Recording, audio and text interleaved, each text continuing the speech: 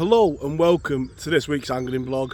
This week you join me on the banks of Willow Pool and we're in search of carp on the feeder. So it's bank holiday weekend and thankfully over the last couple of days we've had a couple of blue skies and it feels like spring has arrived. Bank holiday weekend's been so busy, I normally spend them with the family. As you can see on screen now, we've been to the fair, we've been to see the Super Mario Brothers movie, which for an 80s boy I really did enjoy, and also we've been out on the bank with Joshua chasing a few carp. As you can see behind me though, the blue skies have gone and conditions today are overcast and there is a bit of rain about, so I've decided to come super simple and hopefully we can get a carp or two on the feeder. Before we do get into the fishing, I just want to say thank you to everybody that's been leaving the nice comments on the channel. I haven't been feeling 100% and to be honest with you, I still don't.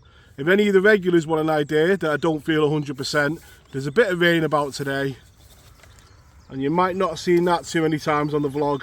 That is Mr. Brolly, so you know I'm not 100% when I'm bringing that along with me. Let's waste no time at all, let's have a look at the side tray, the setup and how we're going to approach it. So looking at the swim, we've got loads of things that we can go at.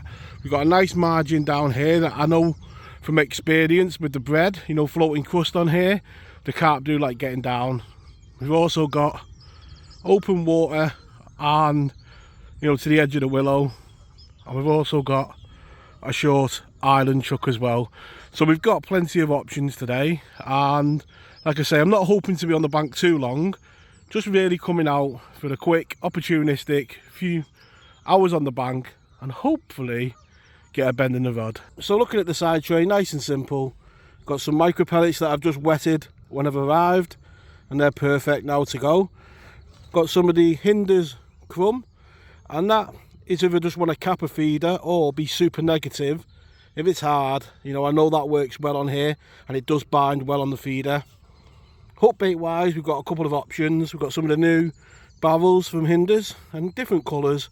We're going to start off with, you know, the ones that we've got faith in. So on the hook at the moment I've got a size 14, but I am going to size one with a size 10. You can see there just a difference in size of baits. So first cast I'm going to go with a white pellet. You can see there I'm using the smallest feeder that Preston do. It really doesn't feel like it's awake yet. It is really a slow spring. You know, there's been years gone by where I've been, you know, catching carp on bread and sinking bread and maggots, but this year days of 11 and 12 degrees. I've been followed by days like this really, so just gonna feel my way in. So I've had two casts up that margin and I've had one or two little liners, but there has been two cormorants on the pool, which, you know, doesn't really help the fishing. Watching the pool, there's been lots of bubbling, you can see it out there still. So I had a quick cast just in line with the shadow of that tree off the willow, swapped over to a bigger hook and an orange dumbbell, and it's gone round within probably about 5 minutes. So maybe they are just holding in that deeper water. As I say, that cormorant was right along the margins looking for them roach. And it is going to spook the carp, no two ways about it. But it just feels good to have the first bite of the day, the rod go round, and hopefully the first of one or two.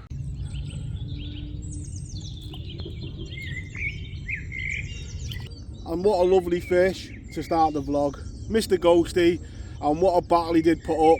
Plenty of drag coming off that reel and he saw that tip round, and yeah, maybe it is that they are holding in that slightly deeper water in the middle and not round the margins. Cormorants never really do help though, did he? You know, they're going round them margins. It definitely going to spook the carp, but it didn't spook this Ghosty. Let's get this beautiful fish straight back and get back out there. Back he goes. Fishing a couple of waters with ghost carp in on the limb card, they are always the first one of the carp family I feel that do wake up. Like on that pool at the back there called Yew Tree, you can see the carp and you can see like mirror carp just sat still on the bottom. The ghosties are always the most active. I don't know if there's anybody scientific on the channel, or pop in the comments down below if there's anything scientific about that. That's just what I'm seeing with my eyes as a fisherman. Just put the rod back out and we're in open water again where we had that other bite, and hopefully Mr. Ghost Carp wasn't alone. Hopefully I don't sound like I'm underwater with the fish. Just dropped my phone in that water there. So yeah, for those that do ask on the blog the questions about what, you know, equipment I use always use a GoPro and a phone, and it's always the Samsung S range. That is because they are quite outdoor proof. They're waterproof down to a certain depth, and if it rains, I've never had one break because they've been wet. And that was the subtlest of bites, that one, on the very next cast. And it literally just must have come towards me because the tip just slackened off. He's heading for the island, so give him a bit of teddy. And so definitely must be that they're holding in that deeper water and not around the margins. And it's balmy to think that, you know, the daffodils are up and we're getting, you know, temperatures around 10 degrees and I'm not coming around the margins. I've not seen any carp come underneath my feet down here or moving about. And it does feel like we are, you know, a bit behind this year. With them blue skies behind me, what a beautiful morning it is to be out on the bank. It feels like spring really is in the air, but like I said, they have give rain, so hopefully we can get one or two more on the bank. Let's get this beautiful carp straight back and get the rod back out there. So the setup for today is to cord them all around the quiver. I've got the 1 ounce tip in the end. I've got that teamed up with one of the snapper reels. That's down to a simple Preston method feeder and a short hook link. And it'd be interesting in the comments down below, how much emphasis do you pay on hook bait? Do you have a lot of confidence in it? Do you think it's really important? Or do you think it's more the trap and location? Be interesting what your guys' thoughts are down below, and if you've got a bait that you're super confident in, what is it? So what a beautiful morning it's turning out to be. And it just shows sometimes you can be really put off by the weather, and I've been guilty of it over the years of just not going because the weather looks bad. But sometimes when you get out here, Mr. Weatherman can be wrong, and hopefully he's well wrong today. There's definitely one or two out there. We've definitely got the location part of it right, because that hasn't taken too long for the tip to go round. And yeah, little dumpy little carp. And he didn't half pull the tip round, probably the best bite of the morning. And I've got no idea what type of carp that is, whether it's an F1 or a goldfish.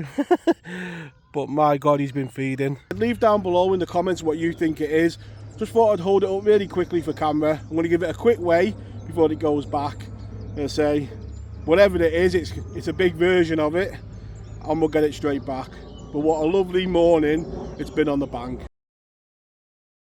You know the session's going well when you bring the feeder back in and there's still pellets on it. Let's get it loaded back up and let's get it back out there.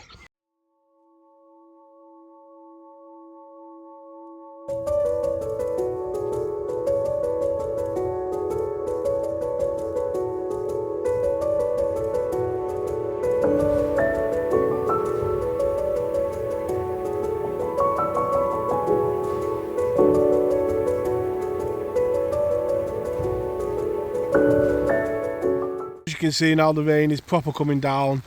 Mr. Weatherman was right, it's about 11 o'clock and the bites really have slowed down. Just persevering for a bit. Back on this spot, I've tried the margin down there and we're back out there. I'm just going to give it now till this rain has a gap in it, and I think we'll call it a day. So hopefully there's just enough time for one more carp. The bad news is that the rain isn't going anywhere anytime soon. I've had a look on the app. The other bad news, the tip hasn't moved. But the good news, the car park is only there.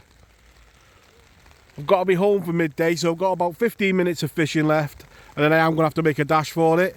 So unless anything else happens, I want to wish you all tight lines in your own fishing. It'd be great if you could like and subscribe. And one dry, soon to be wet Danny, wishing you all tight lines, and I'll catch you all next week.